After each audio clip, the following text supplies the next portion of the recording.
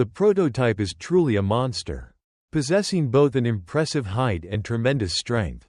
But if physical size were the main criterion used to rank creatures inside the Playtime Company factory, then Experiment 1006 would still be nothing more than a little kid, because the dinosaurs are far bigger than it. However, as I have said many times before, the dinosaurs inside the Playtime Company factory are basically the lowest class of society. But now Chapter 5 has been released, and it features the return of the two dinosaur boys I mentioned before, Pianosaurus and Brawn. So, did the fate of these two long-necked brothers improve at all in this chapter? Let's find out right now. And this is Nim Game. Don't forget to hit like and subscribe to my channel so that we will have more motivation to create even more high-quality videos for you guys. Let's begin with the first one, where we encounter Experiment 1163, the dinosaur known as Pianosaurus. Anyone who is a fan of Poppy Playtime must already know about the Justice campaign for Pianosaurus after Chapter 4. Right? That campaign did not appear for no reason. It all started because Mob Entertainment stretched the joke too far and deliberately made us believe that Pianosaurus was going to be a major boss. His introduction was incredibly grand, with not one but two entire character promotional videos. But in the end, his debut was over before it even began. Even replaying this scene cannot help me extend his screen time beyond 1 minute. It was an extremely quick cleanup carried out by that one hungry guy. Pianosaurus may be the most complete background character in the entire history of Poppy Playtime. Dr. Harley Sawyer, the man behind this experiment, probably once had very high expectations for this keyboard-mouthed monster. He created an artistic creature, a dinosaur capable of playing musical instruments to entertain children, similar to how we have Bunzo Bunny playing the cymbals. But the result was a complete and disastrous failure. Experiment 1163 could not play music in the correct rhythm. It could only hum meaningless melodies. I think part of the reason was that the people who designed this dinosaur knew nothing about music. They arranged the black and white piano keys in an alternating pattern, which was completely incorrect according to music theory. That was when we learned that not everyone who picks up a microphone can become a singer. And with a piano keyboard inside its mouth, even swallowing food would be difficult, let alone eating meat, so it could neither become an artist nor a predator. Yet somehow, by some miracle, it still appeared in the mural at Safe Haven depicting the war between the monsters. Because of its simple-minded nature, it naturally belonged to the faction led by its master, Harley Sawyer. Perhaps its survival had been guaranteed rather well, because even long after the event had ended, it was still alive and eating normally. That was until it was turned into a bowl of blue butterfly pea chicken stew by the hungry dough creature. This could be considered a failure that died before it even had the chance to hatch. Pianosaurus was not intelligent enough to become an assassin, nor talented enough to serve as an entertaining toy. It existed like a stain on Playtime Co's records. However, in the comic, we learn something else. Although this dinosaur was rather absent-minded, it was still incredibly powerful compared to the smiling critters because it could crush those smaller monsters under its feet without even realizing it. Truly, it was so clueless and foolish that it somehow survived long enough to become a legend. Pianosaurus received excellent development in the trailers, but when it came to the actual gameplay, it brought nothing but disappointment. That was exactly why it became a meme. So what happened to it in Chapter 5? At least after the fans cried out for justice, Pianosaurus appeared a little more frequently. In Chapter 5, more cardboard cutouts of the character can be found. Not only that, but it also appears in the forms of several different toys. This suggests that even though Pianosaurus may have been a commercial failure within the story, it was later used as a symbol throughout the research area. Its image was chosen for experimental chairs and decorative objects. This proves that it was still considered a fairly child-friendly character. And of course, as you already know, Pianosaurus also makes a true return after we unlock everything in this area. A completely harmless Pianosaurus appears and begins dancing. This scene is rather pointless, so I will simply consider it a tribute to the fans. If Pianosaurus was merely a poor artist whose career arrived and disappeared just as quickly in Chapter 4, with only a small presence in Chapter 5, then the dinosaur Bron was treated with far greater dignity. At the very least, he appeared for longer than a few seconds, unlike the dinosaur with a mouth full of piano keys. But once you are at the bottom of society, does it really matter whether you are slightly higher or lower? When we look at Bron, what do we see? A bright red dinosaur with a pink belly and large, round blue eyes that give him a gentle appearance in the murals throughout the Playtime Company factory. Bron was created as an intelligent and calm character, a dependable giant friend. Bron appears everywhere, on posters, as cardboard cutouts, and as plastic dolls scattered across the factory. This proves that he was genuinely a famous character and not some insignificant background toy. Many people were even convinced that this monster would become a secondary boss in Chapter 2. It turned out that he really was secondary, but only because he helped the player solve a puzzle. In Chapter 2, Bron was nothing more than a statue heavy enough for the player to use as a puzzle object. Still, Bron was at least given a proper backstory. Bron was originally an employee of the factory, a terminally ill man named Thomas Clark. Fate was truly cruel to him because he had once been a devoted employee of Playtime Co. He worked as a doctor in the playcare area, someone responsible for looking after people's health and who therefore possessed considerable medical knowledge.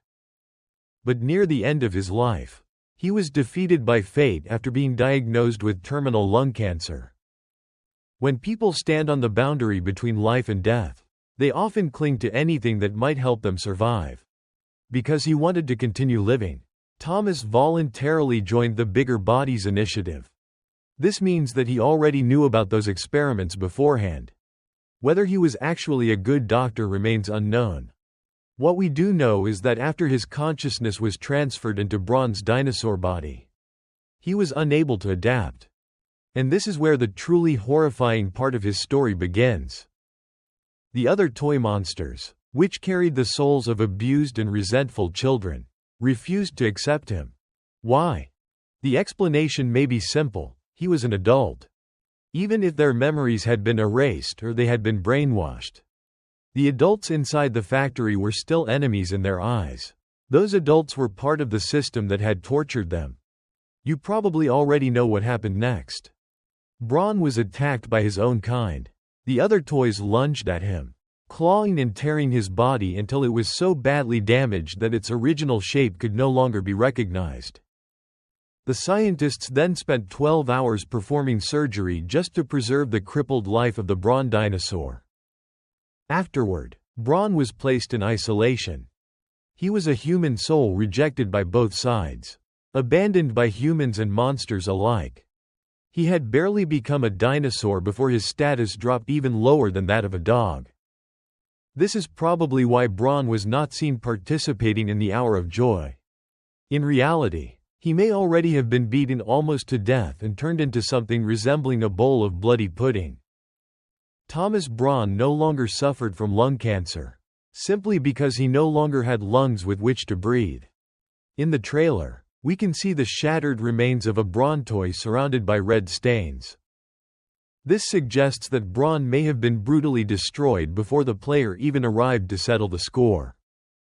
But during the gameplay of Chapter 5, we discover a gigantic experiment, the largest Bron specimen ever shown. This is Bron's true bigger body.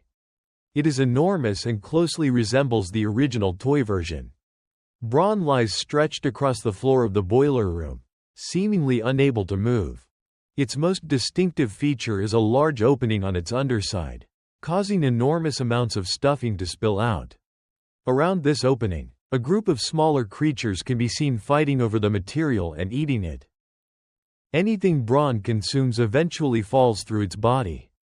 When I say it can eat anything, I do not mean that food is conveniently placed in front of it so that it can simply take a bite whenever it wishes. We can see many dead toys nearby, as well as an entire grab pack arm still attached to something. Perhaps it belonged to some unfortunate victim. But the most important thing is the poppy gel substance. It possesses an extremely powerful regenerative ability. Because of it, the dinosaur can continue eating without feeling much pain as its body repairs itself. That is also why the smaller creatures are fighting to consume the material leaking from underneath brawn. This continued for a very long time without the dinosaur monster even realizing what was happening. Unlike the toy version, its legs, tail, and neck are flexible and contain many joints. Brawn's eyes are always open. With such a massive body, it appears extremely difficult for the creature to move. But the true reason is even worse. Brawn is being chained down. Two enormous restraints are wrapped around its neck and tail, apparently designed to keep Brawn permanently imprisoned inside the boiler room. This reminds me of the punishment of Tantalus in Greek mythology. Because Tantalus was arrogant and showed contempt for the gods of Mount Olympus, he received an eternal punishment. He was forced to stand forever in a pool of water. Whenever he became thirsty and lowered his head to drink, the water would immediately recede. Whenever he raised his head again, the water would return. Above him hung a tree branch filled with ripe fruit. Whenever he became hungry and reached for it, the branch would move upward beyond his reach. Whenever he lowered his hand, the branch would descend again. A massive stone also hung above his head, constantly threatening to fall and crush him. It was a terrifying punishment based on eternal hunger and fear. That is where the expression, the torment of Tantalus, comes from. It represents the suffering of someone who spends an entire lifetime pursuing a goal but never succeeds. The goal always appears close enough to touch, only to disappear at the final moment. Brawn is in a similar situation, although his punishment is slightly different. He is not completely deprived of food. Instead, everything he eats passes through his stomach before it can be properly digested.